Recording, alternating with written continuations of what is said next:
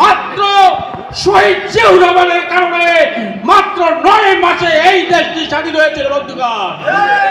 আপনারা জানেন আমাদের নেতা শহীদ রাষ্ট্রপতি জিয়াউর রহমান উনি 26 মার্চে স্বাধীনতার ঘোষণা ডাক দিয়েছিল, আর বঙ্গবন্ধু শেখ মুজিবুর রহমান 7 মার্চে উনি রেসকোর্স ময়দান থেকে উনি ওনার একটি বৃহৎ জনসভা করেছিল। কিন্তু 8 মার্চে স্বাধীনতা এসেছে জিয়াউর রহমানের বক্তব্যের মাধ্যমে কালুরঘাট বেতার কেন্দ্র থেকে 26 মার্চের পরেই বাংলাদেশের আপামর জনসাধারণ, সিপাহী জনতা, শ্রমিক, মেহনতি মানুষ তাদের এখানে আওয়ামী লীগের কোনো অবদান নাই। আওয়ামী লীগের নেতারা ভারতে বসেছিল, ভারতের দাবিদারি করেছে, আর বাংলাদেশের অসহায় মানুষরা 9 মাসে এই দেশটি স্বাধীন করেছে বন্ধুগণ। আজকে আমাদেরকে কথা বলতেও দেওয়া হয় না, আমাদের লোকদেরকে হয়রানি করা হয়েছে। আজকে কোথায় গেল তাই আমি হয়েছে এই শহীদদের প্রতি শ্রদ্ধা যাচ্ছে। তাহেরুল রুহের 2024 সালে 5 আগস্ট বাংলাদেশের মানচিত্র থেকে আওয়ামী লীগকে উৎখাত করে সহ আর বাংলাদেশের মাটিতে ছাত্র আন্দোলনের মাধ্যমে তারা একটি জালিম সরকারে পরিণত করেছিল এই বাংলাদেশ থেকে। এখান থেকে তাদেরকে উৎখাত করেছে বন্ধুগণ। আমরা আজকে বাংলাদেশ জাতীয়তাবাদী দল, জনগণের দল, বাংলাদেশের মানুষের দল, বাংলাদেশের মানুষের মনের কথা বাংলাদেশ জাতীয়তাবাদী দল বোঝে। আমার নেতা শহীদ রাষ্ট্রপতি জিয়াউর রহমান বলেছিল বাংলাদেশের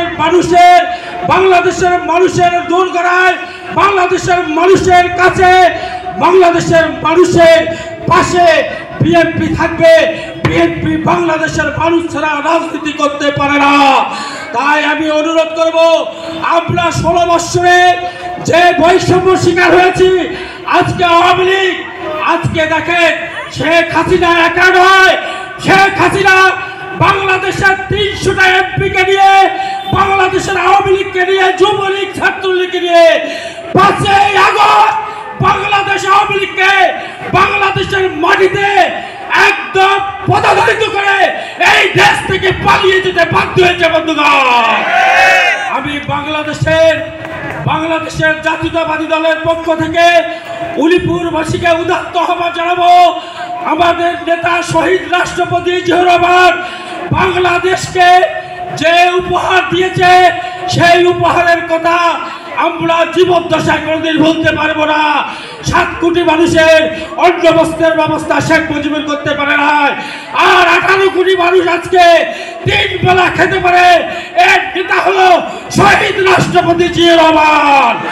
আমি শহীদ রাষ্ট্রপতি জিয়াউর রহমান সহ আমার দলের বিভিন্ন পর্যায়ের নেতৃবৃন্দ যারা শহীদ হয়েছে, যারা গুম হয়েছে, খুন হয়েছে, সকালের রুহের মাগফিরাত কামনা করেছি।